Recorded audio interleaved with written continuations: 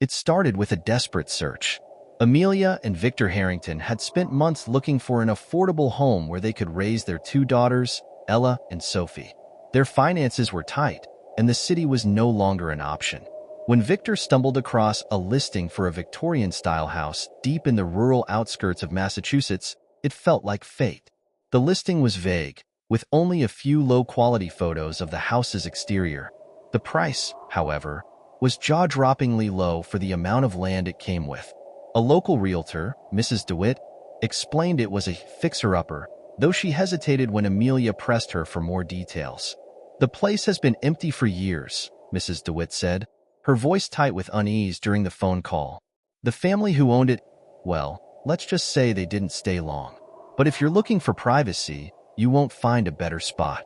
Privacy wasn't their priority, but affordability was. Amelia convinced Victor to take a weekend trip to check out the house.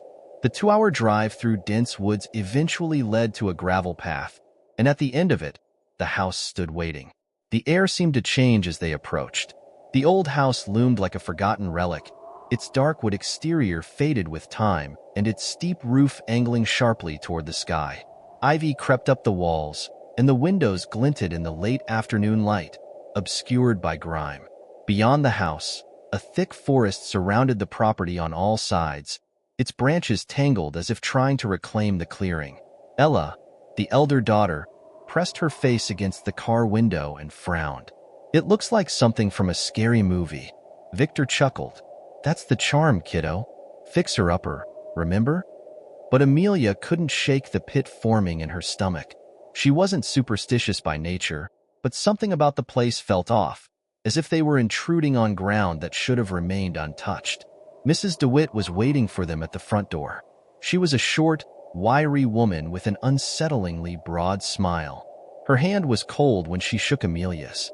She seemed eager to wrap up the tour quickly, barely stepping inside as she gestured toward the rooms. The interior was dated but solid. Dark hardwood floors stretched across every room, and faded wallpaper peeled at the corners. A grand staircase dominated the entry hall, its banister carved with ornate swirls that ended in claw-like feet. Dust motes danced in the beams of sunlight, breaking through cracks in the curtains. "This could work," Victor said, walking into the kitchen. "The bones are good. We could modernize it in no time." Amelia didn't respond. Her attention was drawn to a peculiar feature near the staircase. A small door, no more than 4 feet tall, tucked beneath the steps. Its iron handle looked rusted shut, and a faint scratch mark marred the wood near its base. "What's this?" Amelia asked. Mrs. DeWitt's smile faltered for the first time. "Oh, just some old storage. I wouldn't worry about it. The door doesn't even open anymore." Before Amelia could press further, Sophie tugged at her hand. "Mommy, there's something upstairs." "What do you mean, sweetie?" "Something. Someone was looking out the window when we pulled up," Sophie said, her voice barely above a whisper. "I saw them." Amelia's heart skipped, but she quickly brushed it off. It was probably just the sunlight reflecting. "Let's go take a look." The second floor was more spacious than expected, with 4 bedrooms branching off a long hallway. At the far end was the master bedroom, where the window overlooked the front yard. Amelia walked over and peered outside. From this angle, she could see their car in the gravel driveway, but no sign of anyone else. "You see," she said, crouching to Sophie's level. "There's nothing here." Sophie nodded, but her small hand gripped Amelia's tightly. Ella, meanwhile, was already claiming the room closest to the staircase, excitedly planning where she'd put her posters and books. As they explored, Amelia couldn't shake a growing sense of unease. The house was eerily quiet, save for the occasional creak of the floorboards. And yet, it wasn't silence. It was a kind of pressure in the air, a weight that settled in her chest and made it hard to breathe. By the time they returned to the foyer, Mrs. DeWitt was waiting impatiently near the door, her hands wringing. "Well, what do you think?" she asked. Victor nodded enthusiastically. "We'll take it." Amelia opened her mouth to protest but stopped herself. They didn't have the luxury of being picky. Besides, it was just an old house. Old houses creak, settle, and have quirks. That was all. 2 weeks later, The Harringtons packed their belongings into a rented moving truck and made the journey to their new home. Amelia kept her thoughts to herself during the drive, not wanting to dampen the excitement. Victor had thrown himself into plans for renovating the kitchen, and Ella was eager to explore the woods around the house. But Sophie grew quieter the closer they got. When Amelia glanced back at her through the rearview mirror, she was clutching her stuffed rabbit tightly, her wide eyes staring out at the passing trees. The first night was uneventful, aside from the usual chaos of unpacking. The family set up their mattresses in the living room since the bedrooms were still dusty and cold. They laughed over takeout pizza and made plans for the following day. But in the middle of the night, Amelia woke up with a start. She wasn't sure what had roused her until she heard it. A faint tapping sound, rhythmic and deliberate, coming from above. The attic. She shook Victor awake. "Do you hear that?" He groaned and sat up, listening. The tapping stopped. "It's probably just the house settling," he muttered before rolling over. Amelia tried to convince herself he was right, but as she lay there in the dark, staring up at the ceiling, she couldn't ignore the feeling that they weren't alone. The next morning, Amelia decided to investigate the attic. The entrance was a small trapdoor in the hallway ceiling, accessible by a rickety pull-down ladder. Victor offered to go with her, but she insisted, wanting to put her mind at ease. The attic was cramped and stuffy, with cobwebs draped across the wooden beams. Dust particles clouded the air as she climbed up, her flashlight cutting through the gloom. Most of the space was empty except for an old wooden trunk in the corner. Amelia hesitated before approaching it. Her fingers brushed against the rusted latch, and with a firm tug, it creaked open. Inside was a collection of faded photographs, yellowed letters, and what appeared to be children's drawings. She picked up one of the pictures, a black and white image of a young girl standing in front of the house. Her expression was blank, her eyes unnervingly large. Something about the girl seemed familiar, but Amelia couldn't place it. She sifted through the letters, many of which were written in scrawled, childlike handwriting. One caught her eye. "Dear Mommy, why won't you come upstairs? She's waiting for you." A chill ran down her spine. As she replaced the items and closed the trunk, a faint creak sounded behind her. Amelia whipped around, her flashlight beam darting across the attic, but it revealed nothing, just shadows and silence.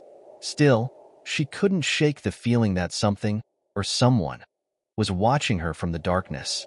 Part 2. The Uninvited Guest. Amelia couldn't stop thinking about the attic. The letters, the photographs, and most of all, the eerie line. "Dear Mommy, why won't you come upstairs? She's waiting for you." The words played on repeat in her head like a haunting lullaby, making her question whether moving into this house had been a mistake. That evening, she tried to act normal during dinner. Victor was talking animatedly about his plans to repaint the kitchen cabinets, and Ella was showing off sketches of a mural she wanted to paint in her new room. Sophie, however, was unusually quiet. She poked at her mashed potatoes with a fork, her face pale and distant. Amelia leaned in. "Sweetheart, are you feeling okay?" Sophie looked up slowly, her eyes heavy with fatigue. "She doesn't like it when we're loud." Amelia froze. "Who doesn't like it?" "The girl upstairs," Sophie whispered. "She told me." The room fell silent, Victor's fork clattering against his plate. "What girl, Soph?" he asked, his tone forced and light. Sophie didn't answer. Instead, she pushed her chair back and quietly left the table, clutching her stuffed rabbit as she disappeared up the stairs. Amelia and Victor exchanged a nervous glance. "Kids and their imaginations," Victor said with a weak chuckle, but even he didn't sound convinced. That night, Amelia woke to the sound of laughter. At first, she thought it was Ella watching something on her phone, but when she checked the clock, it read 3:12 a.m. The laughter was faint but distinct, like a child playing a game. She nudged Victor awake. "Do you hear that?" He groaned. "What now?" "Listen," she whispered. Victor sat up, his brow furrowing as the sound grew clearer. It was coming from Sophie's room. Both parents hurried down the hall, their bare feet silent against the cold wooden floor. When they opened Sophie's door, the laughter stopped abruptly. Sophie was sitting upright in her bed, her stuffed rabbit clutched tightly to her chest. Her wide eyes glistened in the faint moonlight streaming through the window. "Sweetie, what's going on?" Amelia asked gently. "She wanted to play," Sophie murmured, her voice trembling. "But I told her it was too late." Victor looked around the room, his jaw tightening. "Who wanted to play?" Sophie pointed to the far corner of the room. Both parents turned instinctively, but there was nothing there, just shadows stretching up the walls. "Sophie, honey, there's no one else here," Amelia said, her voice strained. Sophie's lip quivered. "She was there. She said I can't tell you her name." Amelia's heart thudded painfully in her chest. "Why not?" "She said you'd send her away," Sophie whispered, her voice barely audible. Victor exhaled sharply and ran a hand through his hair. "Okay, that's enough. It's the new house. It's making you dream strange things, Sophie. Go back to sleep." Amelia didn't argue, though the unease in her gut was impossible to ignore. She kissed Sophie's forehead, pulled the blanket up to her chin, and switched on a small nightlight before leaving the room. But as they stepped into the hallway, she thought she heard a faint giggle behind her. The next morning, Amelia was determined to dig deeper. She wanted answers, anything to explain what was happening. The unease from the attic, Sophie's behavior, and now this, it couldn't all be a coincidence. Victor had taken the girls to the nearest hardware store to pick out paint, leaving Amelia alone in the house. The silence was oppressive, every creak of the floorboards magnified in the emptiness. She decided to start with the attic again, climbing the rickety ladder with a flashlight in hand. The air was stifling, and the wooden beams seemed darker than before. Amelia knelt by the trunk and hesitated before opening it. This time, she dug deeper, uncovering a small, leather-bound diary buried beneath the photographs. The pages were yellowed and brittle, but the handwriting was legible. It belonged to a woman named Margaret, who had lived in the house in the late 1940s. The entries were mundane at first. Notes about her husband, gardening, and the occasional mention of her daughter, Emily. But as Amelia flipped through, the tone of the entries darkened. "Emily's been talking to someone upstairs. She calls her the lady in the walls. At first, I thought it was an imaginary friend, but last night, I heard her talking back, a voice I didn't recognize." Amelia's hands trembled as she turned the pages. "I locked the attic door today. Emily screamed for hours, saying I was making the lady angry. I told her there's no one there, but I can feel it. Watching, waiting." The final entry was dated June 12, 1949. "She's gone. Emily is gone. The lady took her. I can't stay here anymore." Amelia slammed the diary shut, her pulse racing. The air in the attic felt heavier, colder, as if the house itself was reacting to her discovery. That evening, after the girls were asleep, Amelia told Victor about the diary. He laughed nervously, trying to brush it off. "You've been watching too many horror movies," he said. "It's just a story. Probably some old family drama." Amelia didn't argue, but she couldn't shake the feeling that they were missing something. She brought up the small door beneath the staircase, the one Mrs. DeWitt had dismissed as old storage. "Have you tried opening it?" she asked. Victor shrugged. "It's probably just a crawl space." "Why?" "Because I think there's more to this house than we realize." Victor sighed, but agreed to help her investigate. They fetched a toolbox and crouched by the little door. The wood was warped, and the rusted handle barely budged as Victor tugged on it. After a few minutes of prying, the door creaked open. A rush of cold air greeted them, carrying the scent of damp earth and decay. Amelia shone the flashlight inside, revealing a narrow, dirt-floored passage that stretched into darkness. "This isn't a crawl space," Victor muttered. Amelia's stomach churned. "Should we go in?" Victor hesitated, then shook his head. "Not tonight. We'll check it out in the morning." But as they closed the door, Amelia thought she saw something glinting in the darkness. Two small, reflective orbs, like eyes. Over the next few days, the atmosphere in the house shifted. Sophie became increasingly withdrawn, refusing to sleep alone and crying when Amelia tried to comfort her. Ella complained of cold spots in her room, and Victor started waking up in the middle of the night, swearing he'd heard footsteps outside their bedroom door. Amelia felt it too, a pressure in the air, a sense of being watched. Objects seemed to move on their own. A picture frame fell off the mantel, and Sophie's stuffed rabbit disappeared for hours, only to reappear on the kitchen table. One evening, as Amelia was folding laundry in the living room, she heard a faint humming. It was soft and melodic, like a lullaby, but it made her skin crawl. She followed the sound up the staircase, her heart pounding with each step. The humming led her to Sophie's room.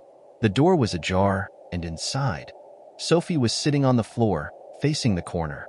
Her stuffed rabbit lay limp in her lap. "Sophie?" Amelia called, her voice trembling. The humming stopped abruptly. Sophie turned her head slowly, her eyes wide and glassy. "She doesn't like you," Sophie said, her voice flat. "She says you should leave." Amelia's breath caught in her throat. "Who says that?" Sophie didn't answer. She simply stared, unblinking, as a shadow seemed to flicker across the corner of the room. Amelia backed out slowly, her heart racing.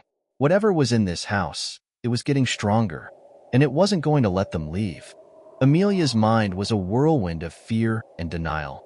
Everything she tried to dismiss as coincidence, the diary, Sophie's behavior, the shadows, was becoming impossible to ignore.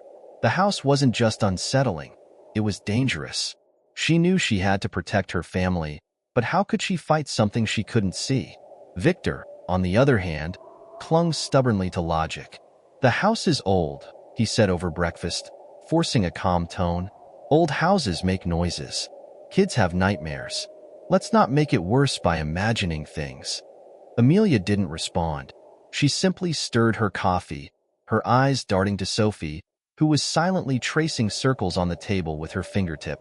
Ella tried to lighten the mood, cracking jokes about how much better the house would look with a complete remodel. But her forced laughter only highlighted the tension hanging in the air.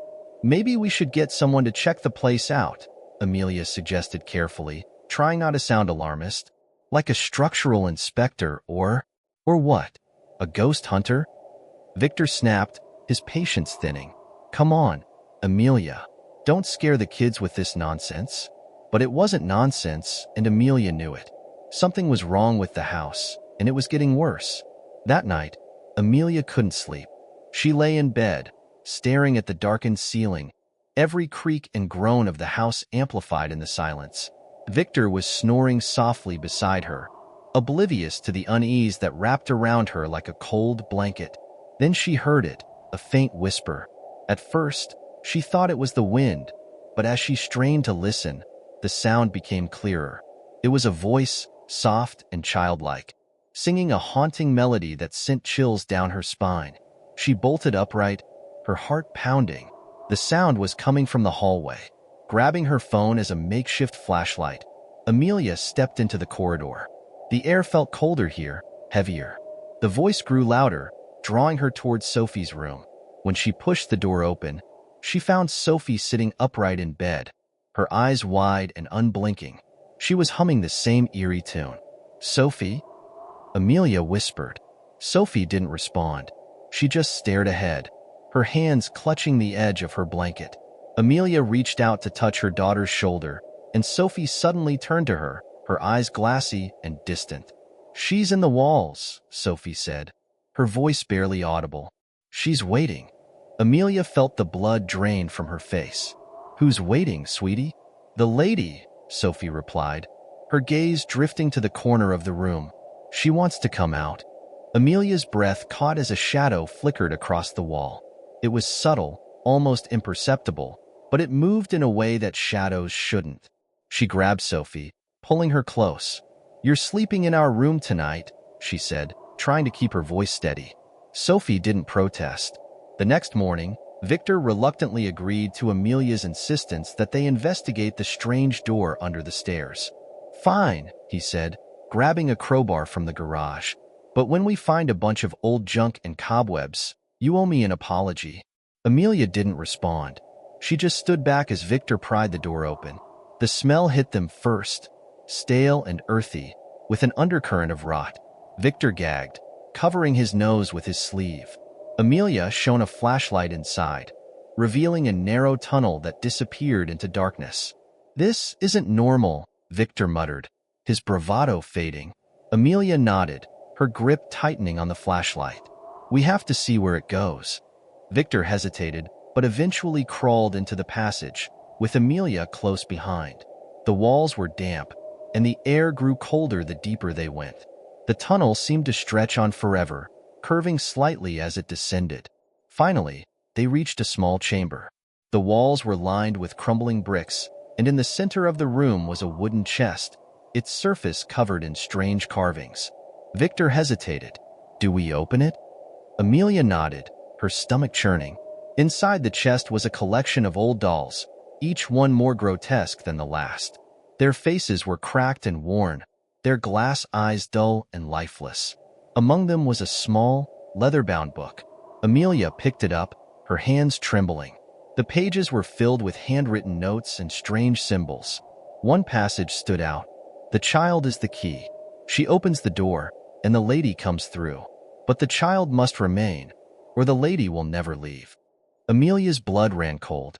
We need to get out of here. Victor didn't argue. They scrambled back up the tunnel, their nerves frayed and their minds racing. That evening, the house felt different. The walls seemed to breathe, the shadows deeper and more alive. Sophie refused to leave Amelia's side, clinging to her mother's hand with a grip that felt far too strong for a child her age. As night fell, the whispers began again. This time, they were louder, more insistent. Amelia and Victor huddled in the living room, the children between them. The house creaked and groaned, as if it were alive. And then, they heard it, a sharp knock at the front door. Victor grabbed a flashlight and cautiously approached. When he opened the door, there was no one there. But when he turned around, the lights flickered, and a cold wind rushed through the house. The shadows in the corners seemed to stretch and twist, forming shapes that weren't entirely human. Amelia grabbed the children, holding them close. "What do you want?" she yelled into the empty room. A voice answered, soft and chilling, "Let her stay." Amelia's heart pounded as she realized what the entity meant. It didn't want them. It wanted Sophie. Amelia knew they couldn't stay in the house another night.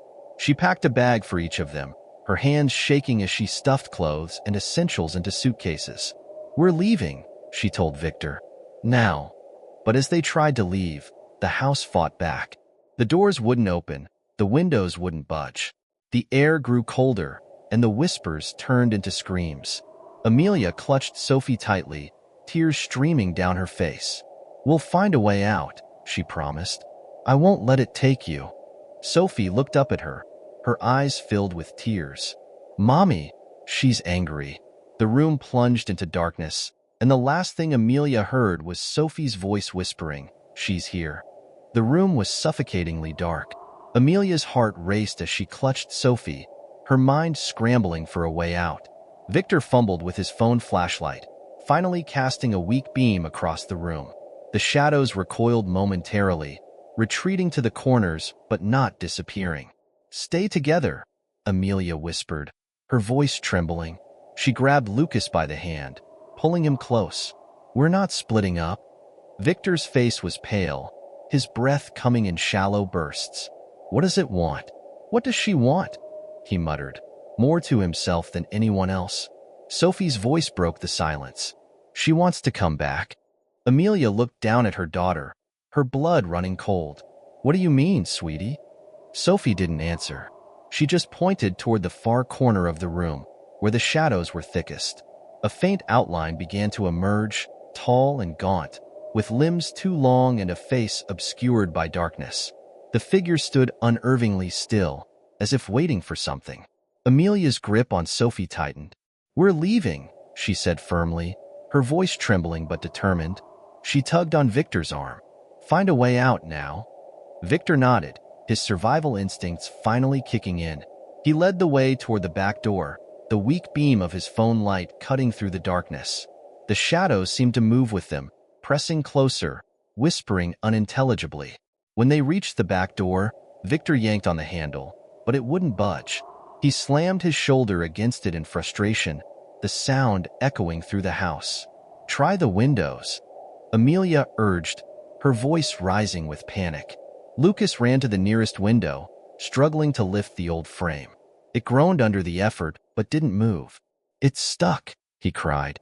The whispers grew louder, more insistent.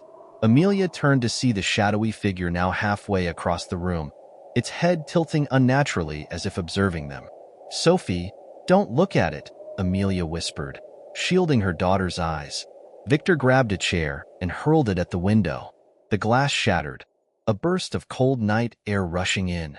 "Go!" he shouted, pulling the jagged edges of glass away from the frame.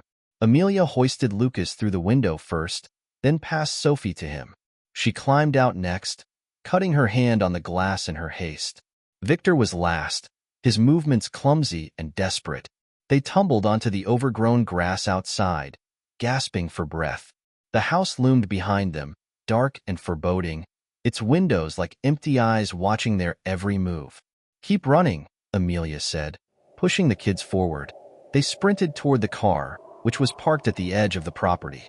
Victor fumbled with the keys, his hands shaking as he unlocked the doors. They piled in, slamming the doors shut. Amelia turned to check on the kids in the back seat. Sophie was eerily calm, while Lucas looked pale and terrified.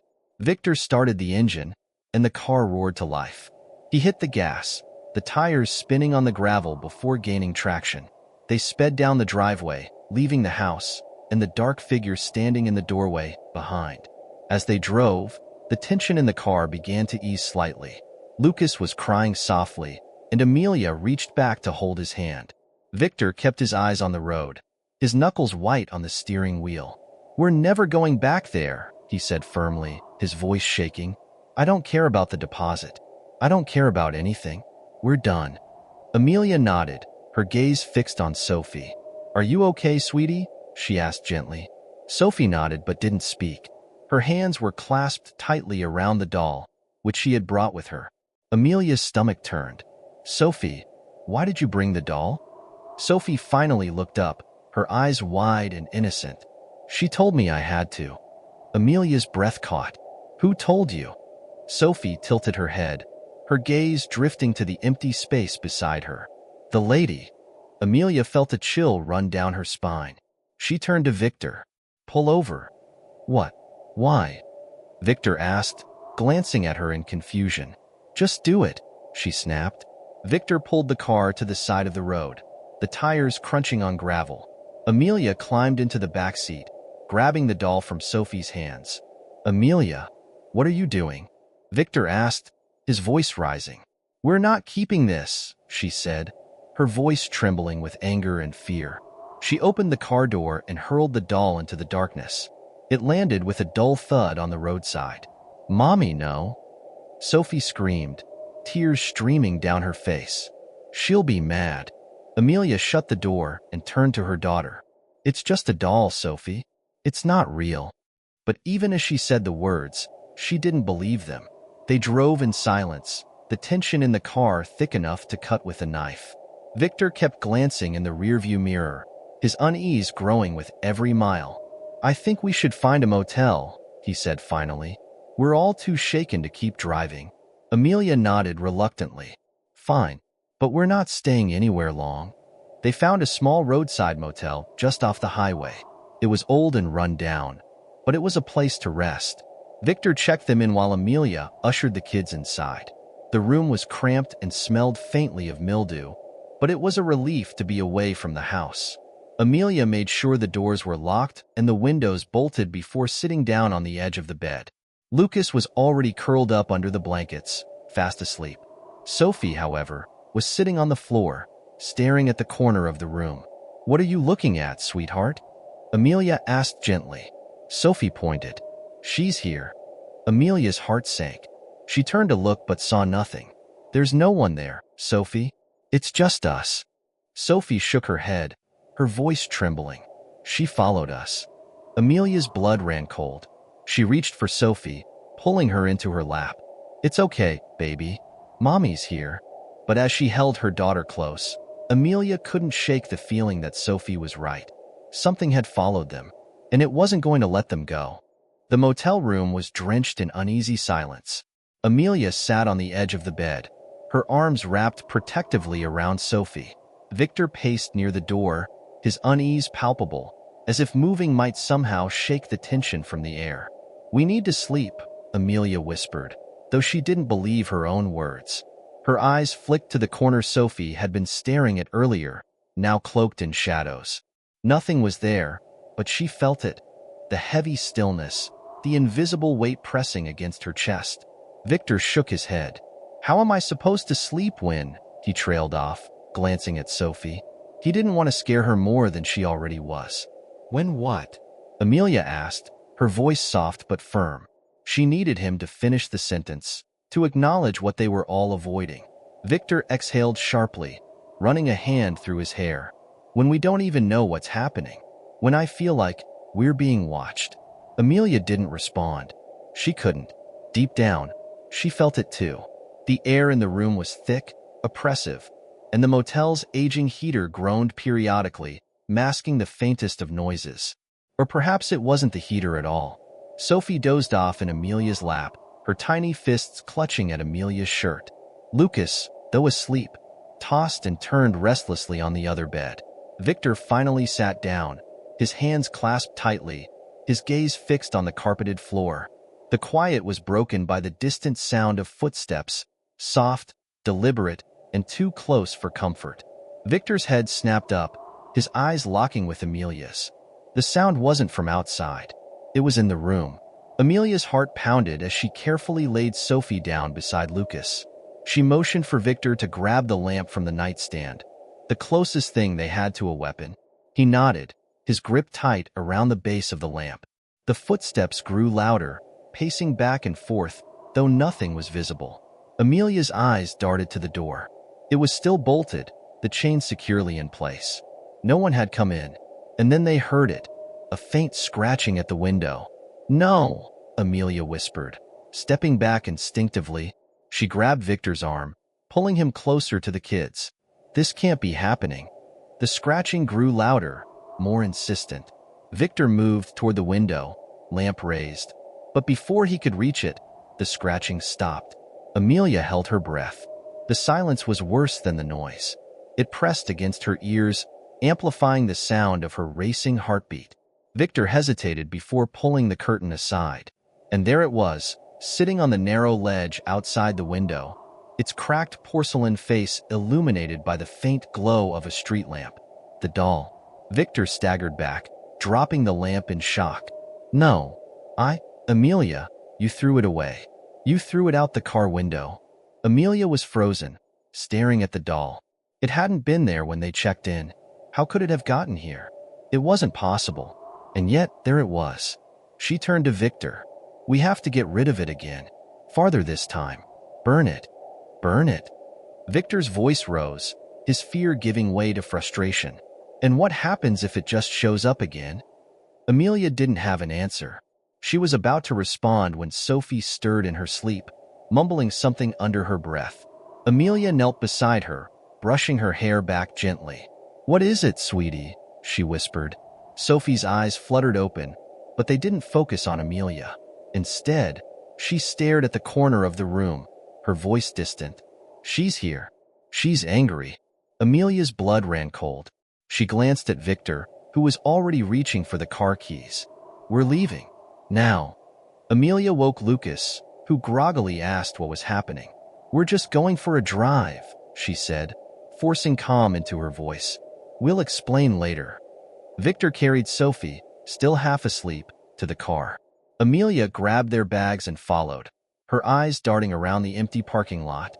The doll was gone from the window. The drive was tense. The kids dozed in the back seat, but Victor and Amelia were wide awake, their eyes scanning the road and the surrounding darkness.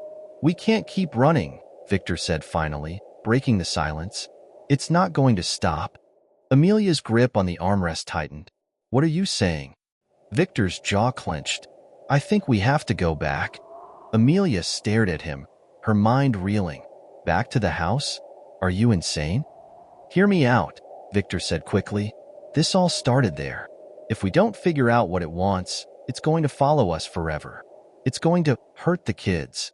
Amelia's chest tightened. She hated that he might be right. Every instinct screamed at her to keep driving, to get as far away from that house as possible. But Sophie's words echoed in her mind. She's angry. Fine, Amelia said finally, her voice trembling. But if we go back, we're not staying long.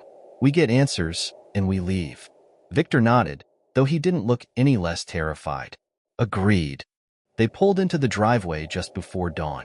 The house looked even more ominous in the early morning light, its windows dark and lifeless. Victor parked the car, and they sat in silence for a moment, neither of them wanting to be the first to move. We'll leave the kids in the car, Amelia said. Lock the doors. They'll be safe here. Victor nodded, though he didn't seem convinced. Let's make this quick. Amelia kissed Sophie's forehead before stepping out of the car. She glanced back at the kids, who were still fast asleep, and locked the doors behind her. The air was colder than before, biting against her skin as they approached the house. The front door creaked open with an unsettling ease, as if it had been waiting for them. The interior was just as they'd left it, though the oppressive feeling was even stronger now. The house seemed to hum with an energy that set Amelia's nerves on edge. We need to find the source, Victor said, his voice low. Where did you find the doll? The living room, Amelia replied. On the mantel. They moved cautiously through the house, the floorboards groaning under their weight. The living room was empty, the mantel bare, but the air was thick with an unspoken presence. Victor turned to Amelia. What now? Before she could answer, a cold draft swept through the room, carrying with it the faint sound of laughter. Amelia froze, her heart pounding. It wasn't Sophie's laugh. It wasn't Lucas's. It was hers. The little girl. Amelia turned slowly, her breath catching in her throat. There, in the corner of the room, stood a shadowy figure. Small, frail, watching. Why are you here? Amelia whispered, her voice shaking. What do you want? The figure didn't move, but the laughter grew louder, echoing around the room. The air grew colder, the shadows deepening, until Amelia could barely see Victor standing beside her. And then, just as suddenly as it started, the laughter stopped. The figure was gone, but the feeling remained. She's not going to let us go, Victor said quietly, his voice trembling. Amelia nodded, tears welling in her eyes. Then we find a way to end this, whatever it takes. Victor and Amelia stood in the silence of the living room, their breaths visible in the frigid air. The oppressive energy hung around them like a suffocating blanket. Amelia glanced at the spot where the shadowy figure of the girl had stood just moments ago. It was empty now, but the unease lingered. We need to figure out who she is, Victor said, breaking the silence. There has to be something about this house, something we missed. Amelia nodded, though the idea of digging into the house's past terrified her. She moved to the bookshelf, scanning the dust-covered volumes for anything that might hold a clue. Victor, meanwhile, began opening drawers and cabinets, sifting through old papers. Minutes turned into hours as they searched every corner of the house. Victor found old receipts, outdated utility bills, and even an unopened letter addressed to a Miss Eloise Harper. The name didn't mean anything to him, but Amelia froze when she saw it.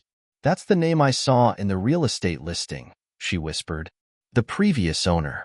Victor unfolded the letter carefully. The paper was brittle, the ink faded, but the words were still legible. Miss Harper, we regret to inform you that the adoption request for Lily has been denied.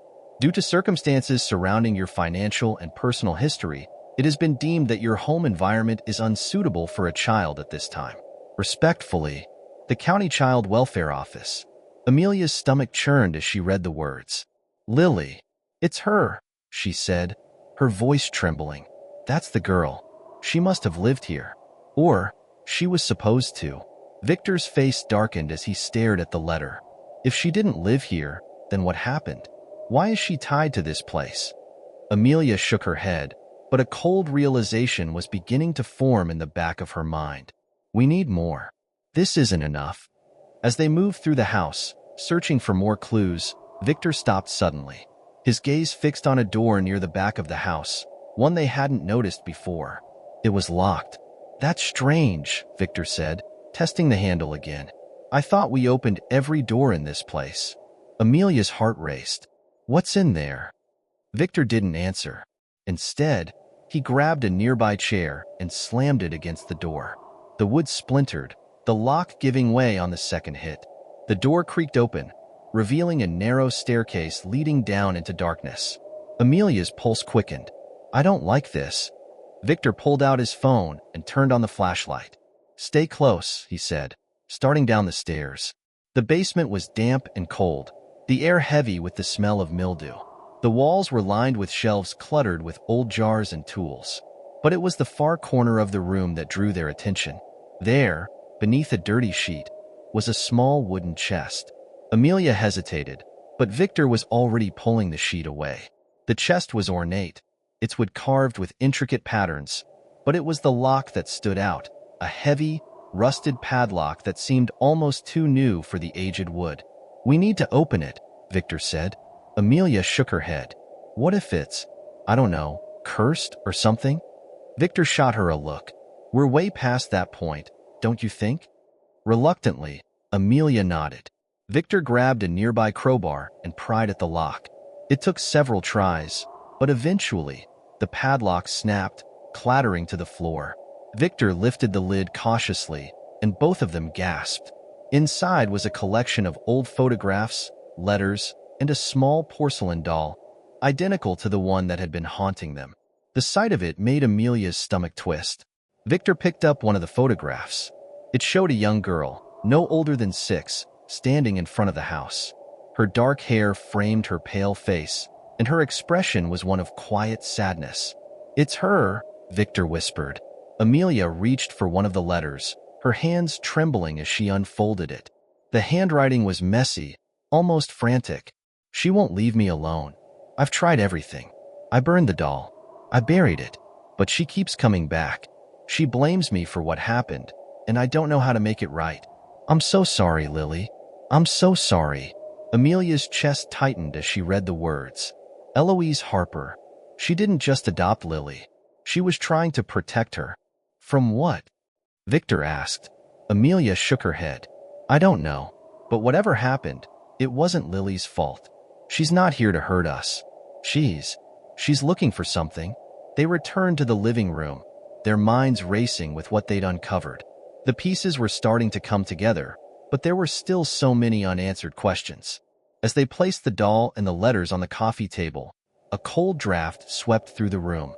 The lights flickered, and the faint sound of laughter echoed around them. "She's here," Amelia whispered, her voice trembling. Victor stood, his hands clenched into fists. "Lily, if you can hear us, we're trying to help you. But we need to know what happened. Why are you here?" The laughter stopped abruptly, replaced by a deep, unsettling silence. The air grew colder, and a shadowy figure began to materialize near the fireplace. It was Lily. Her form was faint, almost transparent, but her expression was unmistakable. She looked at them with a mix of sadness and anger, her small frame trembling as if she was struggling to hold herself together. "Lily," Amelia said gently, stepping forward, "we found your letters. We know about Eloise. Please, tell us what you need." Lily's gaze shifted to the doll on the table. Her lips moved, but no sound came out. Instead, the room was filled with a low, guttural noise that made Amelia's skin crawl. Victor grabbed Amelia's arm, pulling her back. "I don't think she's alone." As if in response, the shadows in the room deepened, and a second figure began to take shape. This one was larger, its features distorted and menacing. The oppressive energy in the room intensified, making it hard to breathe. "Eloise," Amelia whispered, her eyes wide with fear. The larger figure lunged toward them, but Lily stepped in its path, her small frame radiating a faint light. The two figures clashed, their forms twisting and writhing in a violent struggle. Amelia grabbed the doll from the table, her mind racing. "Victor, the chest. The letters said she tried to burn it. We have to finish what she started." Victor hesitated, his eyes darting between Amelia and the spectral battle unfolding before them. "Are you sure?" "No," Amelia admitted, "but we don't have a choice." Victor nodded and ran to the kitchen, returning with a box of matches. Amelia placed the doll in the fireplace, her hands trembling as she struck the match and dropped it onto the porcelain figure. The flames roared to life, engulfing the doll. Lily's form grew brighter, her light pushing back the darker figure until it dissipated entirely. The oppressive energy in the room lifted, replaced by a sense of calm. Lily turned to Amelia and Victor, her expression softening. She mouthed the words, "Thank you," before fading into the light. The house was still. For the first time since Amelia and Victor had moved in, there was no oppressive energy, no flickering lights, no shadows creeping at the edges of their vision. The living room felt normal, warm, even, despite the lingering scent of smoke from the fireplace. Amelia slumped into the couch, her body trembling as the adrenaline wore off. She stared at the charred remains of the doll in the fireplace. Its porcelain face melted and blackened beyond recognition. "Is it over?" she asked, her voice barely above a whisper. Victor sat beside her, running a hand through his hair. "I think so. Lily, she's gone. We helped her." Amelia wanted to believe him, but a part of her couldn't shake the feeling that something was still unresolved. She looked at the photographs and letters spread across the coffee table, her gaze lingering on the image of Eloise Harper. The woman's face was stern, almost defiant, as if daring anyone to uncover the truth she had tried so hard to bury. "Do you think?" Amelia hesitated. "Do you think Eloise was the one keeping Lily here? Or was she trying to protect her from something worse?" Victor didn't answer right away. He leaned forward, elbows on his knees, staring into the dying embers of the fire. Maybe both. Maybe Eloise wasn't the villain here. But whatever her intentions were, they didn't work. Lily was still trapped. Amelia nodded, her mind racing with questions that might never be answered. She reached for one of the letters, reading it over again. The words felt heavier now, imbued with a new sense of urgency. "I've tried everything. She blames me for what happened. I'm so sorry, Lily." The following morning, the house felt lighter. Sunlight streamed through the windows, illuminating corners that had once been shrouded in darkness. Even the air smelled fresher, free of the damp, musty odor that had permeated every room. Amelia and Victor decided to spend the day cleaning up, determined to reclaim their home. They packed up the photographs and letters, placing them in a box labeled Eloise. Amelia wasn't sure what she'd do with them yet. Perhaps donate them to a historical society, or simply keep them as a reminder of what they'd endured. As Victor swept the living room, his broom hit something solid under the rug. He paused, frowning, and pulled the rug back to reveal a loose floorboard. Curiosity piqued. He knelt down and pried it open. "Amelia, you need to see this," he called out. She joined him, her heart racing as he pulled out a small, dusty journal. The leather cover was cracked with age, and the pages inside were yellowed and brittle. The name Eloise Harper was scrawled on the first page in elegant cursive. Amelia's hands shook as she flipped through the journal. Most of the entries were mundane. Notes about the garden, shopping lists, weather observations. But halfway through, the tone shifted. January 15th, 1972. "She's here. The agency said no, but I couldn't leave her there. She's mine now." February 2nd, 1972. "Lily cries at night. She says she sees someone in the house. I tell her it's just her imagination, but I can feel it too. We're not alone." March 5th, 1972. "I saw it. A shadow in the corner of the room. It whispered her name." Lily screamed and wouldn't stop. "I don't know what to do." March 20th, 1972. "I tried to burn the doll, but it didn't work. The shadow is stronger now. It's not just watching. It's angry." Amelia's breath caught in her throat as she read the final entry. April 12th, 1972. "I'm sorry, Lily. I can't protect you. I can't protect myself. Whatever this thing is, it won't let us go. I just hope you can forgive me." Victor leaned over her shoulder, his face pale. "She took Lily," he said. "She adopted her even though the agency said no. And whatever was haunting this place, it came after them." Amelia closed the journal, her hands trembling. "Do you think it's really over? Or is this just another chapter?" Victor didn't respond. He didn't need to. The question hung between them, heavy with uncertainty. That night, Amelia and Victor tried to settle back into their routine.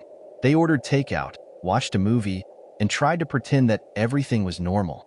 But the weight of the journal's revelations lingered. As they prepared for bed, a soft knock echoed through the house. Amelia froze, her toothbrush halfway to her mouth. She glanced at Victor, who was already heading toward the front door. "Don't open it," she said, her voice sharp. Victor hesitated, his hand hovering over the doorknob. What if it's just a neighbor?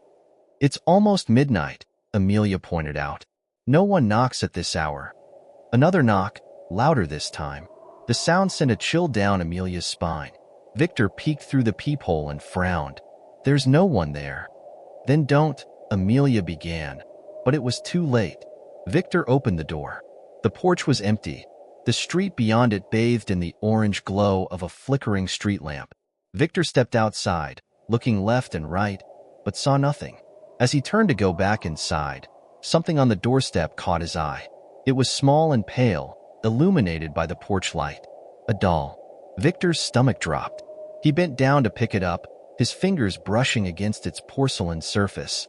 The doll's face was eerily familiar, its dark eyes and painted lips identical to the one they had burned in the fireplace. He brought it inside, holding it up for Amelia to see. "It's back," he said, his voice trembling. Amelia stared at the doll, her heart pounding. "No, that's not the same one." Victor frowned. "What do you mean?" Amelia pointed to the doll's dress, a faded blue fabric with delicate lace trim. It was different from the one they'd burned. This wasn't the same doll. It was another. Amelia's mind raced as she stared at the new doll. The journal's words echoed in her head. "It won't let us go." "What if burning the doll didn't end it?" she said. "What if it just delayed it?" Victor placed the doll on the coffee table, as if afraid to hold it any longer. "Then what do we do now?" Amelia didn't have an answer. The weight of the situation pressed down on her, suffocating in its intensity. She glanced at the clock. It was past midnight. The house was silent, but it no longer felt peaceful. The lightness they had felt earlier was gone, replaced by a creeping dread. "We can't stay here," Amelia said finally. "We need to leave. Tonight." Victor nodded, but as they began packing their bags, the lights flickered. A cold draft swept through the room, and the sound of faint laughter echoed around them. Amelia froze, her eyes darting to the doll on the coffee table. Its head had turned, its dark eyes now staring directly at her. "Victor," she whispered, her voice trembling. "It's not over." As the laughter grew louder, the house seemed to come alive around them. Shadows danced on the walls, and the floorboards creaked under an invisible weight. Amelia and Victor clung to each other, the realization sinking in. They had freed Lily, but they hadn't freed themselves.